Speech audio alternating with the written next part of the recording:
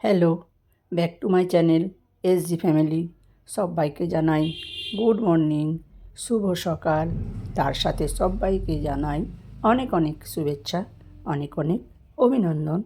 তো বন্ধুরা, রোজকার মতো আজকেও নিয়ে এলাম তোমাদের জন্য একটি গল্প। তো দেখো, গল্প বলেই বললাম। একদিন একজন বলল, বন্ধু, যে এগুলো ভিডিও বলছো, ভিডিও না, এগুলো গল্প। তো যাই হোক না কেন, তো তোমাদের জন্য একটা গল্প নিয়ে এলাম। তো আজকের গল্পটা দেখো, সত্যিই অন্যরকম, ভালো লাগবে। রোজকার ওই ছেলে বাবাকে দেখছে না, মাকে দেখছে না, তো এই রকম স্বার্থপরতা নিয়ে গল্প। তো আজকের গল্পটা সত্যিই দেখো ভালো লাগবে। তো রোজ রোজ একই গল্প দিতে হয়তো ঠিক করছি না, কিন্তু গল্পগুলো খুব ভালো লাগে।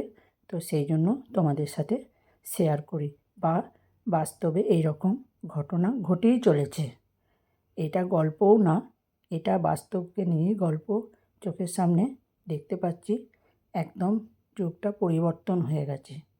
তো তাই আজকে এই গল্পটা তোমাদের জন্য নিয়ে এলাম। তো তোমরা আমার পাশে থেকো, চ্যানেলটি সাবস্ক্রাইব করো।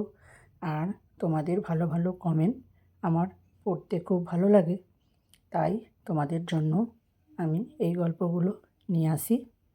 তো সবাই নিশ্চয়ই ভালো আছো, শীতটা কমে গেছে। তো যাই হোক, সবাই সবাইকে ফুল সাপোর্ট করো, আর সবাই কেউ অ্যাড স্কিপ করো না। রোজ রোজ একই কথা, সবার জন্যই বলছি।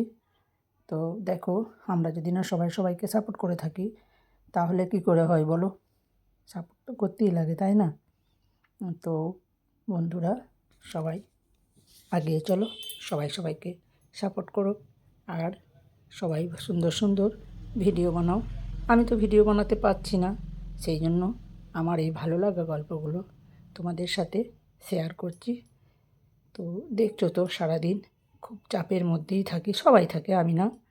তো সবাইকে সাপোর্ট করা, তারপরে সবাই সবার সাথে একটু গল্প করা, তো এই নিয়েই তো এখন আমাদের সব সময়, প্রায় সব সময়, কোনো সময় একটু ফাঁকা পাচ্ছি না যে অন্য কাজ করব কি অন্য ভিডিও করব, সেই জন্য ভিডিও ঠিকঠাক বানাতে পারছি না।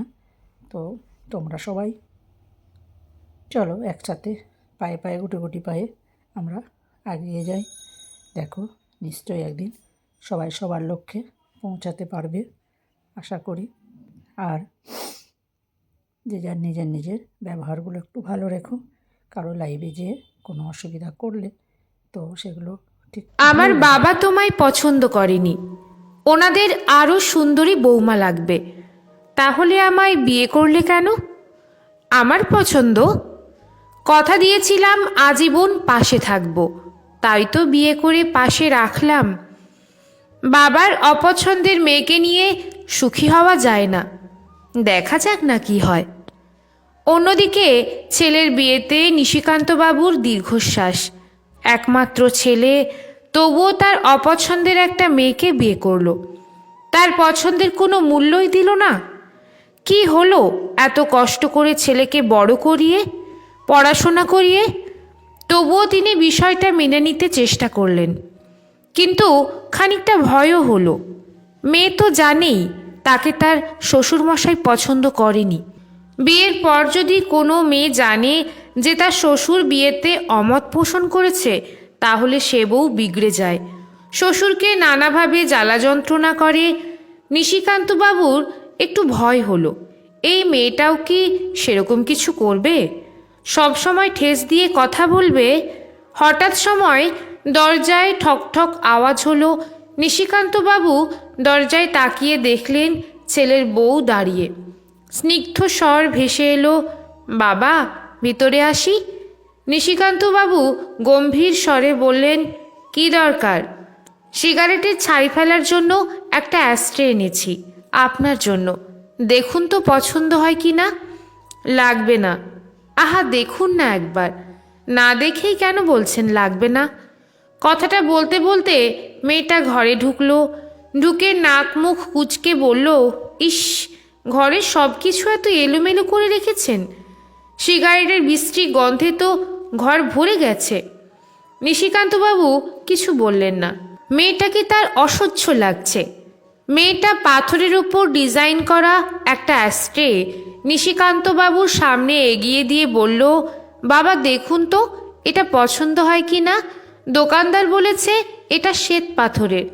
আমি পাথর চিনি না, দেখে বলুন না এটা কি সত্যি শ্বেত পাথরের। নিশিকান্তবাবু আমতা আমতা করে বললেন, চশমা ছাড়া আমি কিছু বুঝতে পারবো না। চশমা কোথায় রেখেছেন? মনে পড়ছে না, টেবিলে আছে বোধহয়। আপনি তো আমার বাবার মতোই ভুলোমনা লোক। ভালোই হলো, দুইটা বাবা পেয়েছি একই রকম।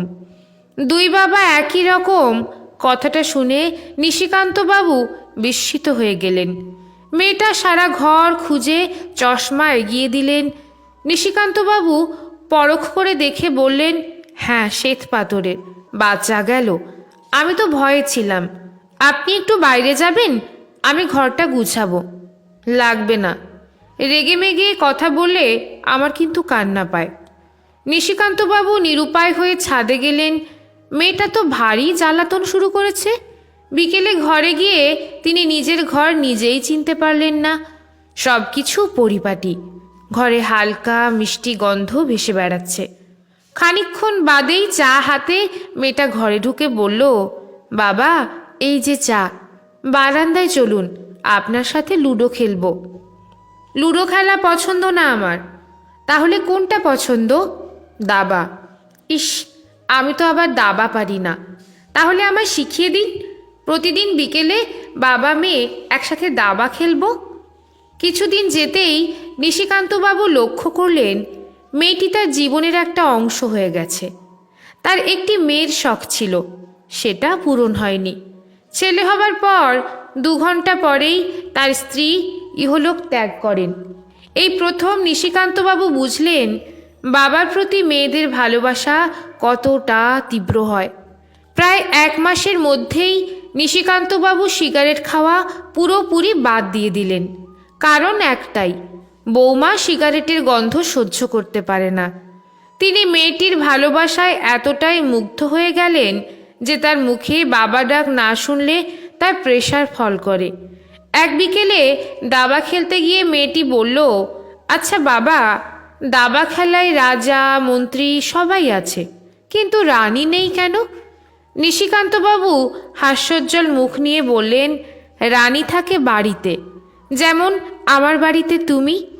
কথাটা শুনে মেয়েটি খিলখিল করে হাসল। নিশিকান্তবাবু ভারাক্রান্ত মনে বললেন, তোমাদের বিয়েতে আমার মত ছিল না, এটা জানো? জানি।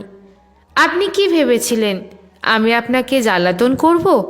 এমন ভাবনা আশা কি দোষের? না, দোষের না। যে তোমার বিয়েতে সম্মতি দেয়নি তাকে বাবার সম্মান দিলে। এক দেখায় পছন্দ হওয়াটা আসলে ঠুমকো। পছন্দ অর্জন করাটাই বেশি আনন্দের, বুঝলেন শ্বশুরমশাই? আর বাবারা যতই কঠোর হোক, মেয়েদের ভালোবাসা উপেক্ষা করতে পারে না, যেমনটা আপনি পারেননি।